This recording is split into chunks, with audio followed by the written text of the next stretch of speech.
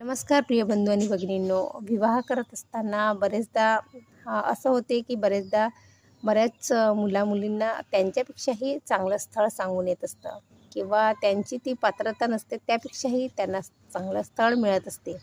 परंतु बरेचदा ते स्थळ मिळाल्यानंतरही, ते स्थळ समोर आल्यानंतरही बरेच व्यक्ती त्या स्थळांना नकारत असतात. कारण त्यांना असं वाटते की ह्यापेक्षाही चांगलं आणि ह्यापेक्षाही कुठे खूप असं उत्कृष्ट आपल्या मुला-मुलीला स्थळ मिळालं पाहिजे. बरेचदा त्यांच्या मुला-मुलींची तितकी पात्रता नसते किंवा त्यांच्या मुलीत तेवढा क्षमता नसते.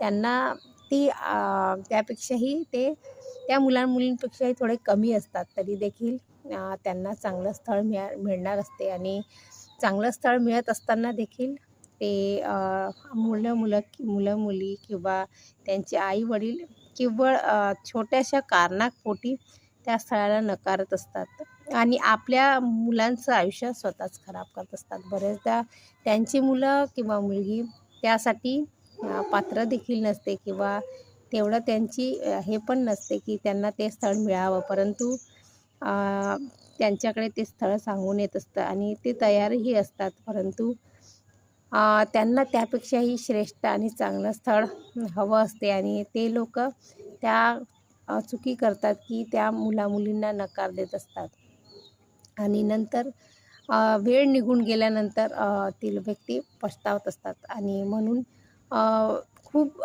लग्नासाठी म्हणा की कोणत्याही कार्यासाठी खूप विचार न करता चांगली गोष्ट तुमच्या समोर आली तर तिला ती दाखवा आणि तिला स्वीकारा. कारण एकदा संधी निघून गेली हातातली, एकदा चांगली गोष्ट मिळायची जी वेळ आहे ती निघून गेली तर ती वेळ परत येत नसते. म्हणून चांगल्या व्यक्तींना स्वीकारणं शिका आणि चांगल्या व्यक्तींना स्वीकारणं शिका. कारण चांगली व्यक्ती ही खूप दुर्मिळ असते आणि ती मिळणं आणि ती आपल्याला मिळणं खूप भाग्यवान असतो की आपल्याला मिळत असते.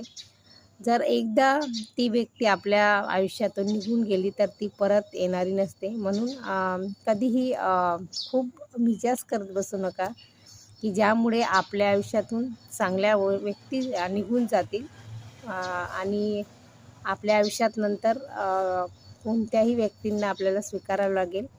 म्हणून वेळ असताना चांगल्या व्यक्तींचा आदर करणं शिका. माझा हा व्हिडिओ आवडला असेल तर लाईक आणि शेअर नक्की करा. धन्यवाद.